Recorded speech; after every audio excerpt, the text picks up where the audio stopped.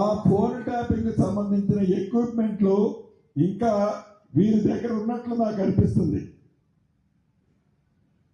ఏదైతే నేను కాన్ఫరెన్స్ లో నేను తీసుకున్న కాల్ని నేను ఏం మాట్లాడానో అని మీరు అడుగుతున్నారో, వీరి దగ్గర ఫోన్ ట్యాపింగ్ చేసి ఉండకపోతే ఇప్పుడు కూడా చేస్తున్నారు.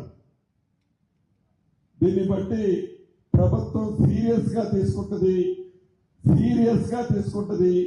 ఈ ఫోన్ ట్యాపింగ్ ఎక్విప్మెంట్ ఇంకా ఉన్నది అని నిర్ధారణ అవుతుంది. కాబట్టి తప్పకుండా ఈ ఫోన్ ట్యాపింగ్ సంబంధించిన దాంట్లో వీరి పాత్ర ఏముందో కూడా ఈ ప్రభుత్వం ఓపెన్ చేస్తుంది.